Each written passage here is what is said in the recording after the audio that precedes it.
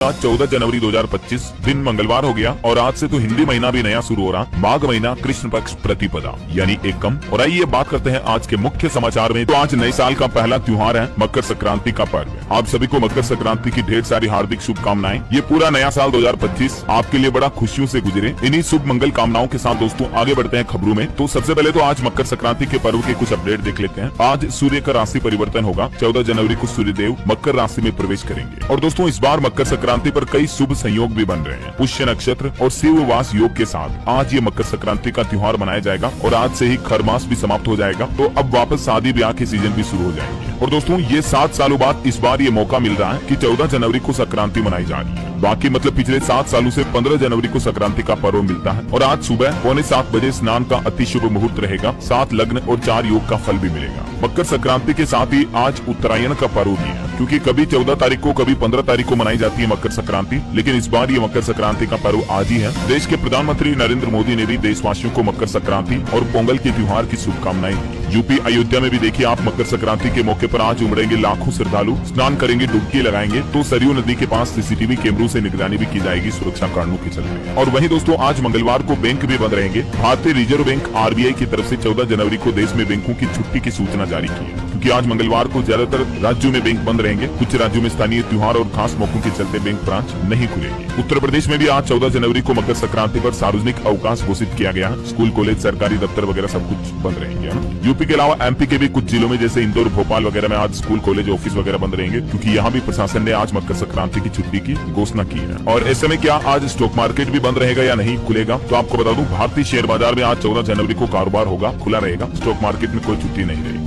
बाकी दोस्तों मकर संक्रांति पर आज पुण्य काल कब रहेगा, किन किन चीजों का आपको दान धर्म करना चाहिए ताकि आपके जीवन में धन धान्य में बढ़ोतरी हो। मकर संक्रांति पर दान धर्म हमें करना चाहिए। तिल, कंबल, खिचड़ी वगैरह, ऊनी वस्त्र, जो जरूरतमंद लोग हैं उनको दान धर्म करें। गायों को चारा वगैरह डालें, क्योंकि मकर संक्रांति के पर्व पर दान पुण्य का विशेष महत्व होता है। और दान आपको किस समय करना चाहिए, मतलब दान धर्म करने का शुभ मुहूर्त कब रहेगा, तो दोस्तों आज सूर्यदेव 14 जनवरी को सुबह 8:55 पर धनु राशि से निकलकर मकर राशि में प्रवेश कर जाएंगे और इसी समय से मकर संक्रांति की शुरुआत भी हो जाएगी। ठीक है, तो आज दान पुण्य के लिए जो सही समय रहेगा सुबह 7:15 यानी 7:15 बजे से लेकर दोपहर दिन में 1:25 तक यानी लगभग 1:30 बजे तक सबसे उत्तम समय रहेगा दान पुण्य के लिए। ठीक है ना, तो इस समय आप दान धर्म वगैरह करें। और कैसे मनाएं मकर संक्रांति का पर्व, इस बारे में भी जानकारी आप देख सकते हैं। आज भगवान सूर्य को भी आपको तिल और गुड़ से बनी मिठाइयों का भोग लगाना चाहिए। सूर्यदेव को जल अर्पित करें। पितरों के लिए श्राद्ध करने के लिए भी आज का दिन शुभ है। तो ये बातें हो गई कुछ मकर संक्रांति के पर्व की। अगेन आप सभी भाइयों बहनों को ढेर सारी हार्दिक शुभकामनाएं। और हाँ, एक बात जरूर मैं आपको पर्सनली कहना चाहूंगा दोस्तों, हर साल जब भी मकर संक्रांति का पर्व आता है ना, इस तरह की दुर्घटना की खबरें खूब देखने को मिलती है। क्योंकि मकर संक्रांति पर बच्चे और कई बड़े लोग भी पतंग उड़ाते हैं, लेकिन चाइनीज मांझे का इस्तेमाल ना करें, क्योंकि आए दिन चाइनीज मांझे की वजह से लोगों के गर्दन कटने की, जान जाने तक की घटनाएं देखने को मिलती हैं। तो प्लीज इस बात का जरूर ध्यान रखें आप। अगर आपके घर परिवार में छोटे बच्चे भी हैं तो भी उन्हें बोले कि कच्चे धागे, कच्ची डोर से आप पतंग उड़ाएं, चाइनीज मांझे का, प्लास्टिक धागे का इस्तेमाल न करें। ठीक है, चलिए अब अपन आगे बढ़ेंगे खबरों में। अच्छा, मौसम विभाग ने भी ये कहा दोस्तों की मकर संक्रांति के बाद फिर से पलटेगा मौसम, बारिश के आसार भी रहेंगे। मौसम विभाग की चेतावनी के मुताबिक दोस्तों आज 14 जनवरी की रात से ही मौसम और बिगड़ेगा। पंजाब, हरियाणा, राजस्थान, उत्तर प्रदेश समेत देश के 11 राज्यों में बारिश का भी अलर्ट है। आगे बताऊंगा मैं आपको और मौसम समाचार विस्तार से। फिलहाल आगे बढ़ेंगे अपन खबरों में। देखिए आप सीबीआईसी की तरफ से एक नया आदेश जारी किया गया, जिसके मुताबिक अब जीएसटी अधिकारियों को बताना होगा आरोपियों को गिरफ्तारी का आधार भी और लिखित स्वीकृति भी प्राप्त करनी होगी।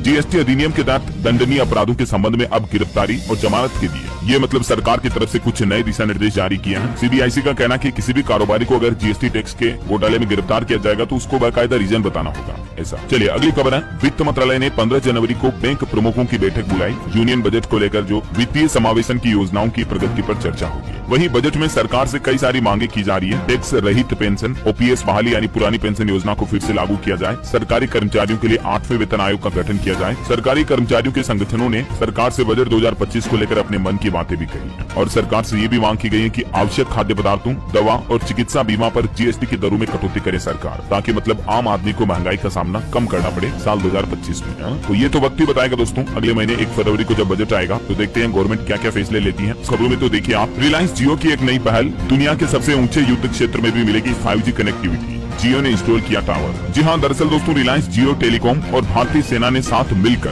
दुनिया के सबसे ऊंचे युद्ध क्षेत्र सियाचिन ग्लेशियर पर पहला 5G मोबाइल टावर सफलतापूर्वक स्थापित कर दिया है। ये कुछ तस्वीरें भी आप देख सकते हैं। और इस तरह से सियाचिन ग्लेशियर में ये टेलीकॉम सर्विस देने वाला पहला ऑपरेटर भी बन चुका है जियो, जिसने कराकोरम रेंज में 16,000 फीट की ऊंचाई पर नेटवर्क कनेक्टिविटी पहुंचाई। और वहीं दोस्तों महंगाई पर एक रिपोर्ट आ रही है। पिछले महीने दिसंबर 2024 में रिटेल महंगाई दर घटकर 5.22% पर पहुंची, जो कि पिछले 4 महीनों के निचले स्तर पर आई है। कुछ खाने पीने की चीजों के दाम में गिरावट देखने को मिली है। ये वित्त वर्ष 2024-25 में अब तक के बीते कुछ महीनों की रिटेल महंगाई का ग्राफ आप देख सकते हैं स्क्रीन पर। और वहीं दोस्तों टैक्स कलेक्शन पर भी आंकड़े आ रहे हैं कि सरकार की अच्छी कमाई हुई। डायरेक्ट टैक्स कलेक्शन में 16% तक की बढ़ोतरी देखी गई। जी हाँ, सरकार का नेट डायरेक्ट टैक्स कलेक्शन 15.9% तक बढ़ा। वित्त वर्ष 2025 में अब तक लगभग 17 लाख करोड़ रुपए का कलेक्शन हो चुका है टैक्स का, और इस पर सरकार ने लगभग 4.25 लाख करोड़ का टैक्स रिफंड भी जारी किया। वैसे इनकम टैक्स डिपार्टमेंट की तरफ से एक नोटिस भी जारी किया गया, जिसमें बताया गया है कि belated income tax return file करने के आखिरी 3 दिन ही बचे हैं। 15 जनवरी लास्ट डेट है, तब तक आप रिटर्न फाइल नहीं करते हो तो नोटिस भी आ सकता है। और वहीं दोस्तों भारतीय रुपये को लेकर एक बड़ी बुरी खबर आ रही है कि रुपया रिकॉर्ड तोड़ ऑल टाइम लो पर पहुंच चुका है। डॉलर के मुकाबले और 57 पैसे गिरकर 86.61 रुपया प्रति डॉलर पर बंद हुआ। और इससे हमारे देश में विदेशी वस्तुएं और महंगी होगी, क्योंकि बीते दिन तो आपको पता होगा भारतीय शेयर बाजार में भी काफी बड़ी गिरावट देखने को मिली। ये लगातार चौथा दिन रहा जब टूटा बाजार। सेंसेक्स 1048 अंक तक गिरा, निफ्टी भी लगभग 350 अंक लुढ़का। आगे बताऊंगा दोस्तों मैं आपको मार्केट अपडेट्स और विस्तार से। फिलहाल देखिए आप अगली खबर। प्रधानमंत्री नरेंद्र मोदी मौसम विभाग के 150वें स्थापना दिवस पर आयोजित समारोह में हिस्सा लेंगे आज, और भारत में मिशन मौसम का शुभारंभ भी करेंगे। आज मंगलवार को नई दिल्ली के भारत मंडपम में एक कार्यक्रम का आयोजन होगा, और इस दौरान पीएम मोदी IMD विजन 2047 दस्तावेज भी जारी करेंगे। और दोस्तों वहीं कल फिर 15 जनवरी को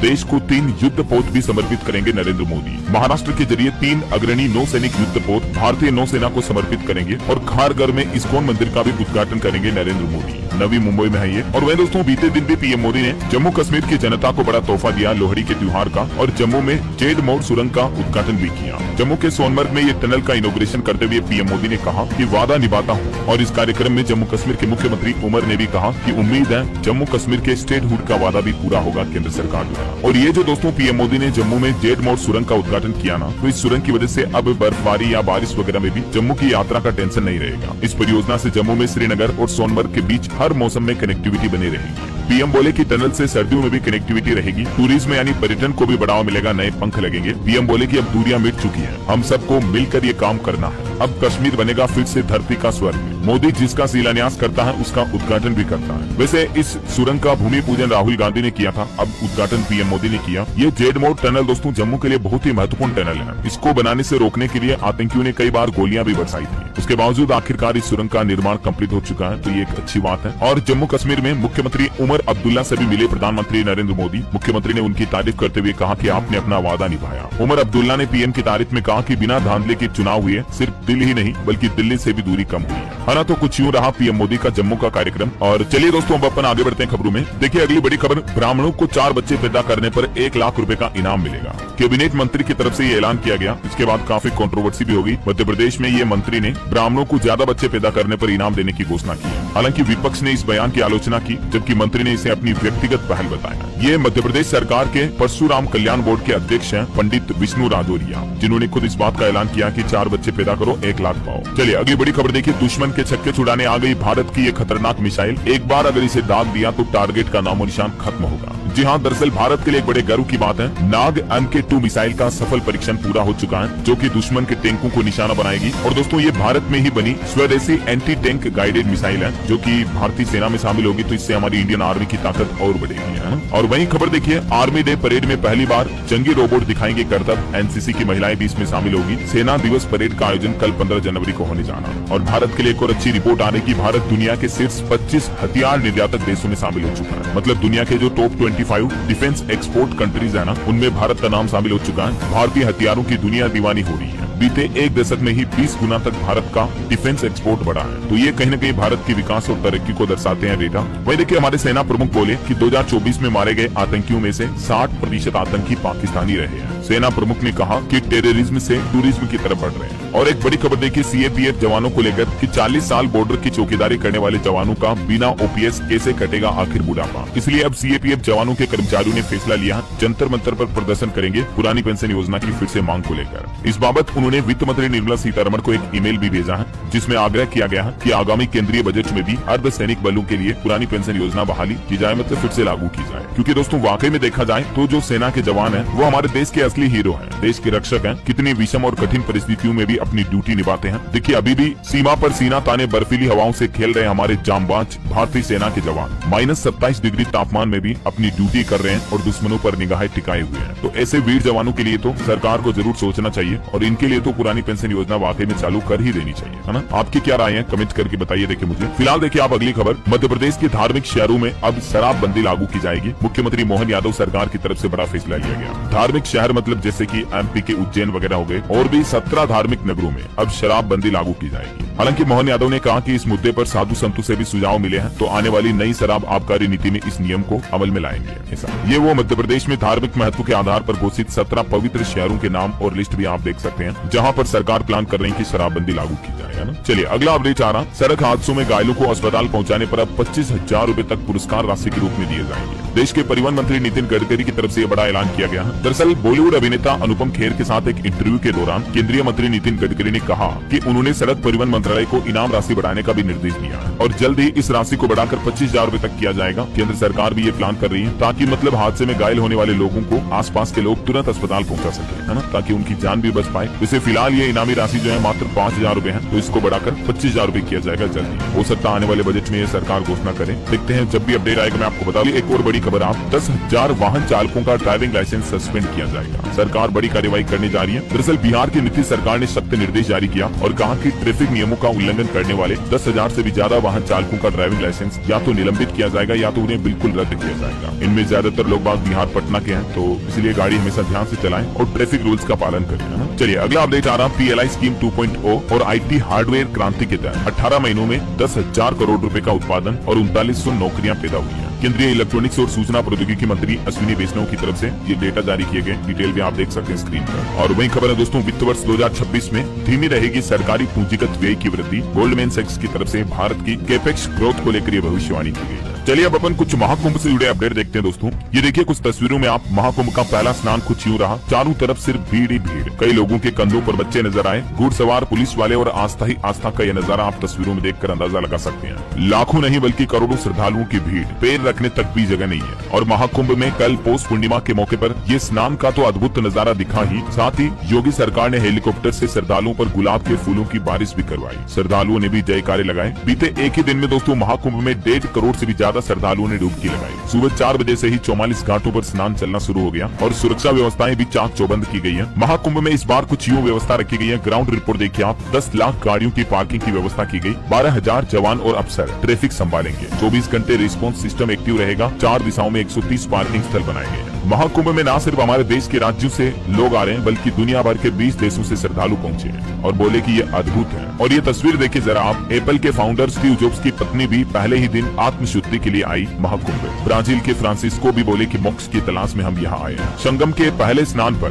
ब्राजील, अफ्रीका, अमेरिका, फ्रांस, रूस समेत दुनिया के 20 देशों से विदेशी भक्त पहुंचे। और अभी तो दोस्तों पूरे महाकुंभ के दौरान लाखों विदेशी भक्त भी आएंगे। और ये महाकुंभ के संतों के कुछ नजारों की तस्वीरें देखिए आप। सिर पर 1.25 लाख रुद्राक्ष धारण किए हुए हैं जिनका वजन तकरीबन 45 किलो है। इनका कहना है कि पहली बार 2.5 साल की उम्र में इनको मां ने रुद्राक्ष दान किया। ये दास्तान देख सकते हैं आप सन्यासी गीतानंद महाराज संत की। और महाकुंभ में इस बार पहली बार पानी के अंदर भी ड्रोन तैनात किए गए हैं। डीजीपी बोले कि श्रद्धालु भी सुरक्षा से खुश हैं। घाटों की लंबाई बढ़ाने से भीड़ कंट्रोल करने में भी आसानी हुई। और दोस्तों एक और अच्छी खबर तो मैंने आपको कल ही बताई थी। अब आप हेलीकॉप्टर से भी भव्य महाकुंभ का नजारा देख पाएंगे। 7-8 मिनट तक की उड़ान के लिए आपको मात्र किराया देना होगा 1296 रूपए, जबकि पहले ये किराया 3,000 था, तो उसको भी इस बार योगी सरकार ने घटा दिया और सिर्फ 1296 रूपए प्रति व्यक्ति किराया देना होगा, है ना। इतना ही नहीं, महाकुंभ में जाने के लिए शटल बसों में भी आज से फ्री सफर की सुविधा शुरू हो चुकी है। शहर और आसपास की पार्किंग से श्रद्धालुओं को मेला तक लाएगी ये बसें। वहीं महाकुंभ में यह एनर्जी कमांडो के एक्सरसाइज का वीडियो देखिए जरा। स्पीड बोट से आए बंदूकों को छुड़ाया, सिक्योरिटी एजेंसियों ने रिहर्सल भी किया। और दोस्तों यूपी के लिए अच्छी बात तो यह है कि महाकुंभ में 2 लाख करोड़ रुपए तक का बम्पर कारोबार होने का अनुमान है, तो इससे उत्तर प्रदेश की अर्थव्यवस्था को भी बढ़ावा मिलेगा, है ना। महाकुंभ में 40,000 करोड़ रुपए के तो सिर्फ सामान और सेवाओं की आपूर्ति की गई है। पर्यटन मंत्रालय ने भी प्रयागराज में 5,000 वर्ग फीट का अतुल्य भारत मंडपम स्थापित किया महाकुंभ में। और एक अनोखी पहल देखिए, महाकुंभ में लगे बिजली के खंभे आपको बताएंगे रास्ता। 50,000 से ज्यादा इलेक्ट्रिक पोल्स लगाए गए हैं जहां से आपको रास्तों की जानकारी मिलेगी, श्रद्धालुओं को मदद रहेगी। और रेलवे ने भी टिकट बुकिंग के नियम बदले हैं। महाकुंभ में एंट्री से लेकर एग्जिट तक 13,000 ट्रेनों के संचालन की व्यवस्था की गई है और 15 दिन पहले ही टिकट बुकिंग वगैरह आप करवा पाएंगे। कलर कोडिंग की भी व्यवस्था होगी। और एक दुख भरी खबर भी देखने को मिली दोस्तों, महाकुंभ में बीते 2 दिन के दौरान ही 11 लोगों को हार्ट अटैक आया। गया। नजदीकी अस्पताल में आईसीयू भी हार्ट पेशेंट से फुल हो गया। डॉक्टर बोले कि ठंड से बचें और अचानक डुबकी न लगाएं। कल सोमवार को भी महाकुंभ में बड़ा हादसा हुआ। केंद्रीय अस्पताल में 8 हार्ट अटैक के मरीज आए। अभी हार्ट के स्पेशलिस्ट डॉक्टर को भी लाया गया जो अलर्ट मोड पर है पहले से ही, है ना। तो दोस्तों ठंड के मौसम में आप इन बातों का जरूर ध्यान रखें। और बाकी हार्ट अटैक वगैरह की बात हो ही रही है तो आपको कुछ और हेल्थ से जुड़े अपडेट बता देता हूँ। देखिए, एक चौंकाने वाली रिपोर्ट सामने आ रही है कि हमारे देश की 50% आबादी मोटापे और डायबिटीज का शिकार है। और इस बीच हमारे देश के एक्सपर्ट और वैज्ञानिकों ने इस तरह की समस्याओं से बचने का एकमात्र तरीका ये बताया है कि अनहेल्दी खाना ना खाएं, जैसे बाजार की पैकिंग वगैरह वाली जो चीजें होती है वो ना खाएं, और रोजाना थोड़ी बहुत वर्कआउट एक्सरसाइज वगैरह जरूर करते रहें। और हेल्थ से जुड़ी एक और चौंकाने वाली रिपोर्ट तो ये देखिए, हमारे देश में 75% टीनेजर्स बच्चे बच्ची जो है ना, उनको या तो एंजाइटी की प्रॉब्लम है या वो डिप्रेशन में है। एंजाइटी या डिप्रेशन के लक्षण क्या होते हैं देख सकते हैं आप अपने बच्चे बच्चों में। अगर ज्यादातर ये लक्षण दिखे तो तुरंत डॉक्टर के पास जाएं, क्योंकि इन लक्षणों की वजह से भी एंजाइटी या डिप्रेशन हो सकता है। और एक साइकोलॉजिकल रिसर्च भी सामने आ रही है कि दुख का सबसे बड़ा कारण ये होता है कि हम दूसरों से उम्मीद रखते हैं। अपनी खुशी की जिम्मेदारी खुद लें। साइकोलॉजिस्ट ने बताया 8 ऐसे सुझाव दिए कि आप खुश कैसे रह सकते हैं। अगर हम दूसरों से बहुत ज्यादा उम्मीदें रखते हैं, फिर वो हमारी उम्मीदों पर खरा नहीं उतरते हैं, तब हमें दुख होता है, टेंशन होती है। तो किसी से कोई एक्सपेक्टेशन मत रखो। खुश रहने का मूल मंत्र यही है कि दूसरों से कोई उम्मीद मत करो। समझ रहे हो? मतलब जिंदगी में अपनी खुशी अपने अंदर से ढूंढो। तो यही कुछ बातें हैं लाइफ में। छोटी छोटी बातें दोस्तों बहुत इंपॉर्टेंट होती हैं, गौर किया करो इन पर, तभी मैं आपको बताता हूँ ये। बहरहाल अभी तो कुछ और महत्वपूर्ण और काम की खबरें देखेंगे दोस्तों अपन, लेकिन फिलहाल वक्त तो चला है आज के ताजा मौसम समाचार जानने का। देखिए, आप उत्तर प्रदेश में घना कोहरा छाया हुआ है। 67 ट्रेनें 10 घंटे तक लेट हुई। हिमाचल प्रदेश शिमला में भी 2 दिन में पारा 11 डिग्री तक गिर गया। बिहार राजस्थान में स्कूलों में छुट्टियां घोषित कर दी गई हैं। और भी दोस्तों, जैसा कि मैंने आपको बताया था, मौसम विभाग ने चेतावनी दी है। आज 14 जनवरी की रात से ही मौसम बिगड़ेगा और अगले 2-3 दिन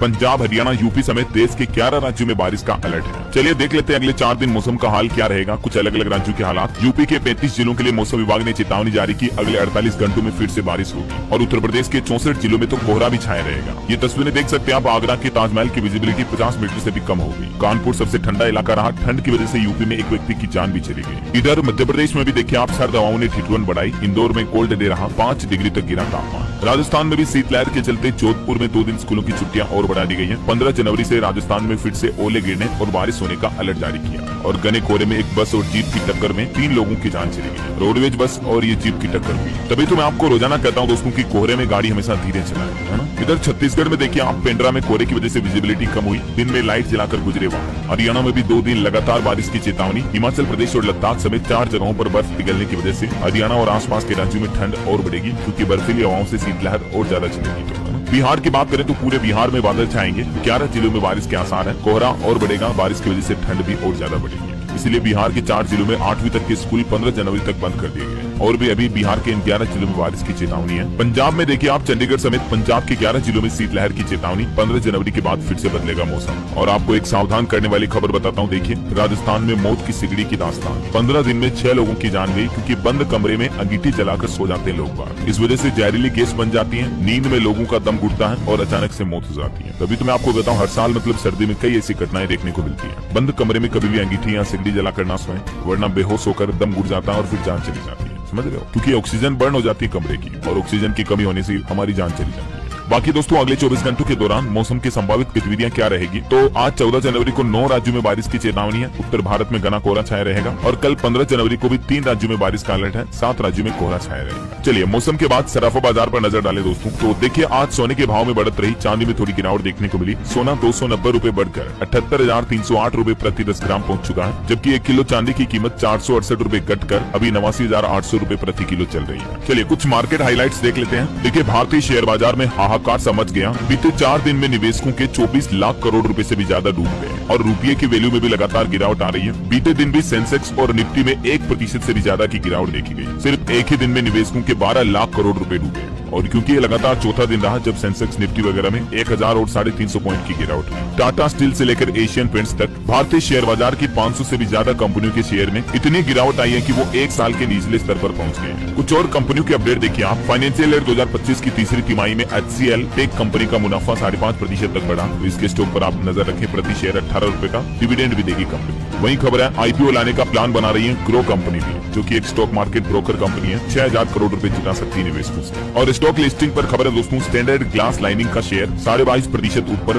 172 पर लिस्ट हुआ। निवेशकों के लिए भी अपडेट है, लक्ष्मी टेंटल का आईपीओ ओपन हो चुका, जिसमें आप 15 जनवरी तक निवेश कर पाएंगे। और एक इंटरनेशनल न्यूज है, दुनिया के दिग्गज इन्वेस्टर और स्टॉक मार्केट के मशहूर निवेशक वॉरेन बफे ने अपने बेटे हॉबी को चुना अपना उत्तराधिकारी, जो कि 82 लाख करोड़ रुपए का बर्कशायर हैथवे ग्रुप संभालेंगे। ओके, और चलिए मार्केट के बाद ऊपर आगे बढ़ते हैं खबरों में। देखिए दोस्तों, भारत ने बांग्लादेश के डिप्टी हाई कमिश्नर को तलब किया और कहा कि सीमा पर फेंसिंग प्रोटोकॉल के तहत नियमों का पालन करें। बांग्लादेश ने बॉर्डर पर फेंसिंग को अवैध बताया था, तो इसी पर भारत ने भी ये जवाब दिया। बांग्लादेश मुद्दे पर हमारे आर्मी चीफ भी बोले कि बांग्लादेश की चुनी सरकार से ही बात करेंगे। चीन सीमा पर स्थिति संवेदनशील है और इधर मणिपुर में हिंसा के बीच शांति की कोशिश जारी है। वहीं खबर देखिए, दिल्ली में जो केग ने रिपोर्ट जारी की थी 2026 करोड़ रुपए के रेवेन्यू लॉस की, तो इस पर खबर आ रही। केग रिपोर्ट पर हाईकोर्ट ने कहा कि दिल्ली सरकार की ईमानदारी पर हमें संदेह है, स्पीकर को भेजकर विधानसभा में चर्चा करवानी थी। रिपोर्ट में शराब नीति का भी जिक्र था। वहीं खबर देखिए आप, उत्तर प्रदेश में एक नया आदेश जारी हुआ। यूपी में जमीन नामांतरण के मामले अब ऑनलाइन होंगे, 1 सप्ताह में आएगा आदेश। उद्यमी बोले कि यूपीपीसीबी और एसजीएसटी से असुविधा हो रही है। और आपको सावधान करने वाली एक खबर बताता हूं दोस्तों, देखिए आप, उत्तर प्रदेश लखनऊ का ये मामला है, जहां एक रिटायर्ड सूबेदार मेजर से ठगी की गई। लिंक भेजकर खाता हैक किया, निवेश के नाम पर 9.5 लाख रुपए तक ट्रांसफर कराएंगे। तो ऐसे कोई अनजान शख्स आपके व्हाट्सएप पर या कहीं भी ईमेल में वगैरह लिंक भेजे तो उस पर कभी क्लिक ना करें। ध्यान रखिए, आजकल कई तरह के फ्रॉड हो रहे हैं ऑनलाइन। चलिए अगली खबर देखिए, पॉलिटिक्स से अपडेट है। राहुल गांधी बोले कि मोदी केजरीवाल एक जैसे हैं, दोनों अडानी पर एक शब्द नहीं बोलते हैं। केजरीवाल ने भी जवाब दिया कि राहुल को कांग्रेस बचाना है, मुझे देश बचाना है। और दोस्तों, दिल्ली विधानसभा चुनाव का भी एक अपडेट देखिए। मुख्यमंत्री आतिशी नामांकन दाखिल नहीं कर पाई कल, तो अब आज मंगलवार को पर्चा भरेगी। और इलेक्शन कमीशन ने अवध ओझा के वोट ट्रांसफर करने के भी आदेश दिए हैं। चलिए HMPV वायरस को लेकर कुछ खबरें देखिए आप। वैज्ञानिकों और डॉक्टर्स का कहना कि इस वायरस से डरने की जरूरत नहीं है, लेकिन सिर्फ इन चीजों का परहेज करें। सीएमओ की तरफ से इस वायरस के लक्षण और बचाव के तरीके भी बताए गए। तो कैसे बचाव करना है HMPV का? तो अगर बच्चों में बुखार या खांसी के लक्षण दिखे तो तुरंत डॉक्टर से चेकअप करवाएं, क्योंकि ये सामान्य लक्षण है इस वायरस के। और बचाव के लिए साफ सफाई का ध्यान रखें, भीड़भाड़ वाली जगहों पर जाने से बचें, सार्वजनिक जगहों पर मास्क वगैरह का उपयोग करें। वैसे उत्तर प्रदेश में इस वायरस का दूसरा संदिग्ध केस भी मिला। गाजियाबाद में एक 93 साल के बुजुर्ग, जिन्हें वेंटिलेटर पर रखा गया, अभी उनके सैंपल को एम्स हॉस्पिटल में भेजा जाएगा। इससे पहले आपको पता होगा यूपी लखनऊ में एक 60 साल की महिला पॉजिटिव पाई गई थी। हालांकि अभी तक दोस्तों पिछले 2 दिनों से इस वायरस का कोई भी नया केस सामने नहीं आया। अभी तक हमारे देश में टोटल 16 ही केस है। और एक खबर आ रही कि त्रिपुरा में 2015 से लेकर अब तक एड्स के कारण 512 लोगों की जान गई। मुख्यमंत्री मानिक साह की तरफ से ये डेटा जारी किया।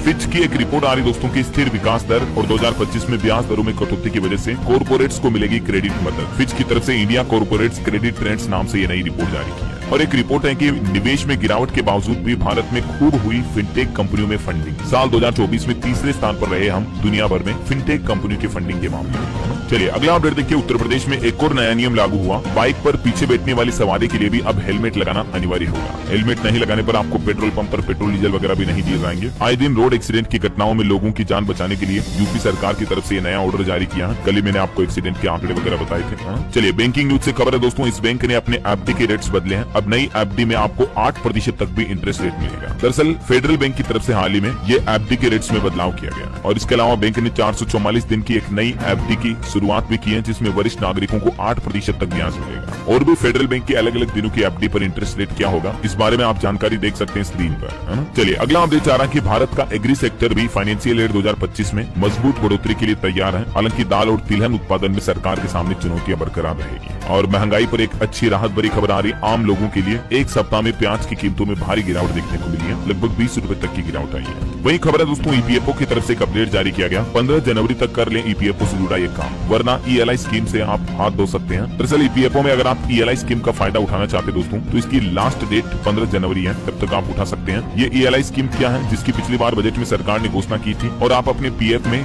यूएएन नंबर को एक्टिवेट करके फिर इन स्कीम के लिए ऑनलाइन जुड़ सकते हैं, फायदा ले सकते हैं। चलिए दोस्तों, मोबाइल फोन एक्सपोर्ट पर खबर आ रही कि भारत का जलवा देखिए, दुनिया भर में जमकर बिक रहे हैं made in India iPhone. 1 lakh crore के आईफोन निर्यात हो चुके हैं। एप्पल कंपनी की तरफ से डेटा जारी किया गया। और खबर है Swiggy HDFC bank credit card users के लिए खुशखबरी। स्विगी के अलावा भी अब आपको नायका पर भी खरीदारी करते दौरान 5% से लेकर 10% तक का कैशबैक मिलेगा, डिस्काउंट और ये ऑफर वगैरह का फायदा मिलेगा। वहीं किसान आंदोलन पर बड़ी खबर देखिए दोस्तों, पंजाब हरियाणा बॉर्डर पर प्रदर्शन कर रहे किसानों के साथ SKM यानी संयुक्त किसान मोर्चा के नेताओं ने बैठक की बातचीत की। केंद्र सरकार को झुकाने की रणनीति भी बनाई। इधर पंजाब में भी MSP कानून पर SKM आंदोलनकारी किसान एकजुट हुए, बोले कि हमारा दुश्मन एक है, दिल्ली 2 की रणनीति बनाएंगे, एक दूसरे के खिलाफ बयानबाजी पर भी रोक लगाएंगे। और एक खबर देखिए, साइबर क्राइम पर रोक लगाने के लिए DOT यानी डिपार्टमेंट ऑफ टेलीकम्युनिकेशन की तरफ से एक बड़ा फैसला लिया गया। 35,000 व्हाट्सएप नंबर और हजारों व्हाट्सएप ग्रुप को बैन कर दिया। जिनके जरिए मतलब लोगों के साथ धोखाधड़ी, फ्रॉड वगैरह की घटनाएं हो रही है। ये देख सकते हैं आप, टीओटी इंडिया की तरफ से ट्वीट भी किया गया इस संबंध में। और दोस्तों बिहार में जो बीपीएससी स्टूडेंट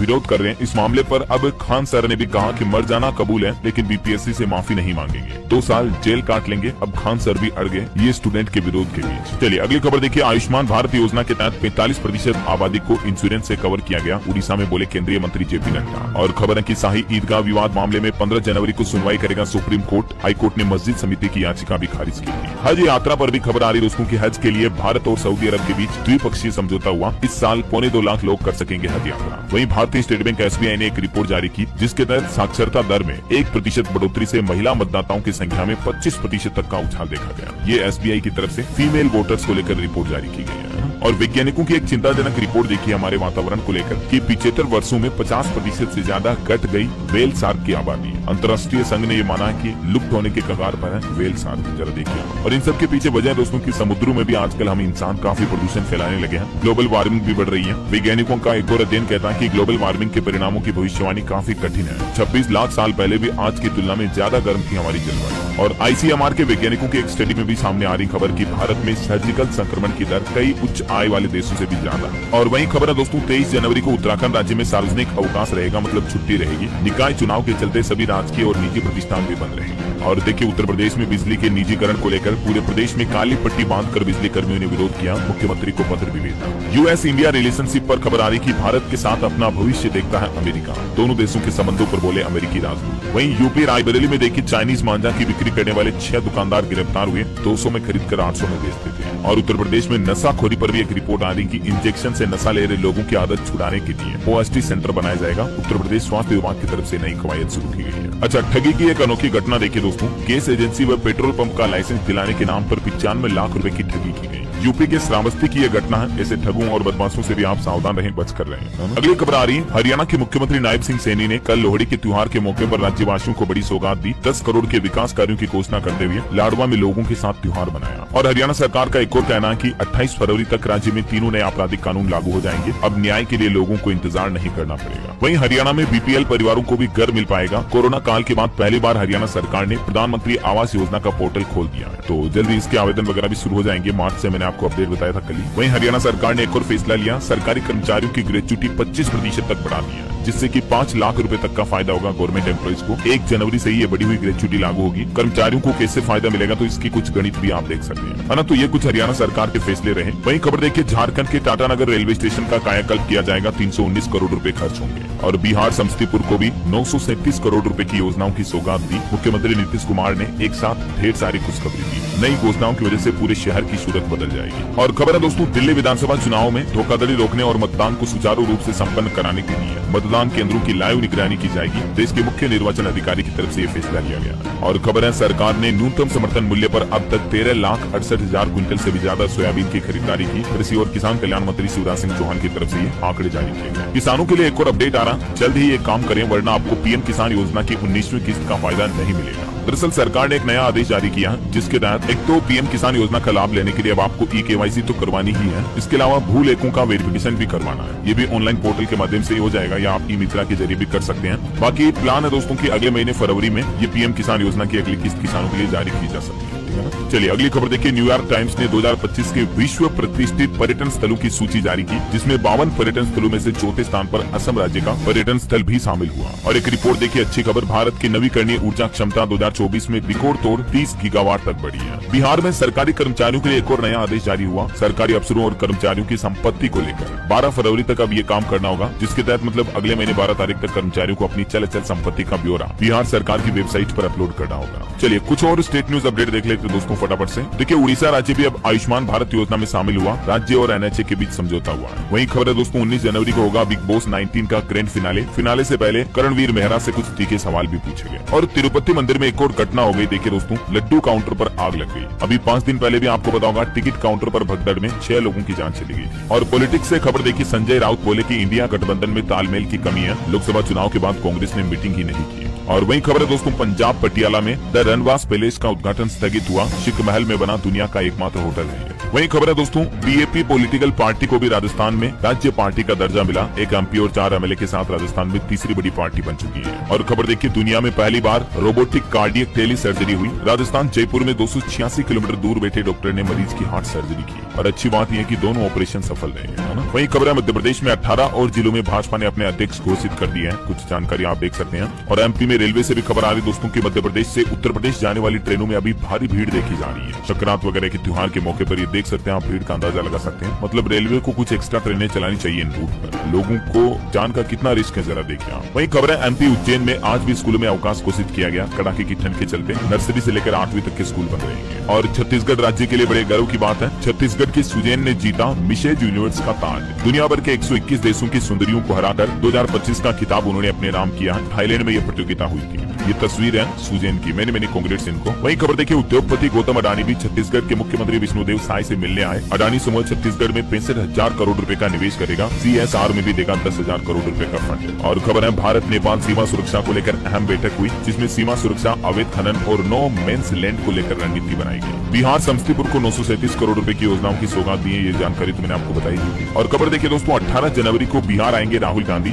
जीतन राम मांझी ने किशोर कुणाल को भी भारत रत्न देने की मांग की। और बिहार के बक्सर को भी 257 करोड़ रुपए की परियोजनाओं की मंजूरी मिली, जिसके तहत बक्सर में 19 घाटों का पुनर्निर्माण होगा और पाइपलाइन के जरिए लोगों के घर घर तक पहुंचेगी गैस भी। मुख्यमंत्री जल्दी इन विकास कार्यों की समीक्षा भी करेंगे। और खबर देखिए, हिमाचल के सीएम सुक्खू अग्निकांड पीड़ितों से मिलने तांदी पहुंचे। घर बनाने के लिए 7-7 लाख रुपए देने का ऐलान किया। पीड़ित परिवारों को 5,000 रुपए हर महीना किराया भी देंगे जब तक कि उनका घर नहीं बन जाता है। ओके, और चलिए दोस्तों, अब अपन कुछ एजुकेशनल खबरें देख लेते हैं। देखिए, नीतीश सरकार ने चुनावी साल में बड़ी खुशखबरी दी है। अब इस विभाग में 3,000 पदों पर भर्तियां होने जा रही है। दरअसल बिहार सरकार जल्दी कृषि विभाग में ये भर्तियां निकालेगी। खुद बिहार के कृषि मंत्री मंगल पांडे की तरफ से ये घोषणा की गई है। और एक खबर देखिए आप, राजस्थान की रीट एग्जाम की वजह से 10वीं 12वीं के बोर्ड एग्जाम की तारीखों में कुछ बदलाव हुआ। अब 6 मार्च से परीक्षाएं शुरू होगी। ठीक है, तो ये 10वीं 12वीं का बदला हुआ एग्जाम टाइम टेबल आप राजस्थान बोर्ड के पोर्टल पर चेक कर लीजिएगा। वही खबर देखिए, यूजीसी नेट 2024 को पोस्टपोन किया गया। 15 जनवरी को होने वाली परीक्षा स्थगित हुई। हालांकि अब ये परीक्षा अगले दिन 16 जनवरी को होगी। सरकारी नौकरियों पर अपडेट है। असम राज्य में टीचर्स के 4500 पदों पर भर्ती निकली है। एज लिमिट 40 साल, सैलरी 70,000 तक मिलेगी और फॉर्म भरने की लास्ट डेट रहेगी 31 मार्च। ठीक है ना। इसमें आवेदन शुरू ही अगले महीने से होंगे 15 फरवरी से। टोटल पोस्ट है 4,500। राजस्थान में भी असिस्टेंट प्रोफेसर के 575 पदों पर भर्ती निकली हुई है। इसमें आवेदन ऑलरेडी शुरू हो चुके हैं 12 तारीख से और इसकी लास्ट डेट रहेगी 10 फरवरी 2025। और हिमाचल प्रदेश टीईटी एग्जाम पर एक रिपोर्ट आ रही है कि मात्र 35% अभ्यर्थी ही पास कर पाए टेट एग्जाम। और मध्य प्रदेश सरकार का फैसला देखिए आप, साल 2030 तक 10वीं और 12वीं में भी 100% पासिंग रेट का लक्ष्य तय किया जाएगा। मध्य प्रदेश के मुख्यमंत्री मोहन यादव की तरफ से ये घोषणा की गई। ओके, और चलिए दोस्तों कुछ अंतर्राष्ट्रीय न्यूज अपडेट देख लेते हैं अपन। देखिए, अमेरिका के कैलिफोर्निया में जो आग लगी हुई है ना, उसमें अब तक 24 लोगों की जान जा चुकी है। 7 दिन में पेरिस में भी बड़ा इलाका जलकर खाक हो गया। वहीं रूस यूक्रेन युद्ध पर खबर आ रही है, जेलेंस्की ने नॉर्थ कोरियाई सैनिकों को रिहा करने का ऑफर भी दिया। यूक्रेनी सैनिकों को लौटाने की मांग भी की। और खबर तो ये भी है कि पुतिन की धरती पर खेत रहे हैं किम जोंग के 300 जवान। जेलेंस्की ने तबाह किया क्रेमलिन का गेम प्लान भी। वहीं हमारे पड़ोसी देश पाकिस्तान में देखिए 17,000 करोड़ का नया गोल्ड भंडार भी मिला है, गोल्ड माइनिंग। और खबर है दोस्तों, पाकिस्तान में 47 साल में दूसरी बार कल लोहड़ी का त्योहार भी मनाया गया। जनरल जिया उल हक ने इसको बंद करा दिया था, तो अभी ये वापस मनाया जाता है। ठीक है। और अंत में दोस्तों आज के राशिफल पर नजर डाल लेते हैं अपन। देखिए, मेष राशि वालों को निवेश से फायदा होगा। मिथुन राशि के लोगों को भी रुका पैसा मिलने की संभावना है। और भी कुछ अलग अलग राशियों का राशिफल आप देख सकते हैं स्क्रीन पर। और सभी भाइयों बहनों को, आपके परिवार को भी मकर संक्रांति की ढेर सारी हार्दिक शुभ मंगल कामनाएं। नए साल में आप दिन दुगुनी रात चौगुनी तरक्की करो, आपके अपने और परिवार के सपनों को पूरा करो। इन्हीं शुभ मंगल कामनाओं के साथ दोस्तों विदा लेना चाहूंगा आपसे। और शेयर जरूर कर देना, न्यूज चैनल को सब्सक्राइब करके बेल आइकन जरूर दबा देना।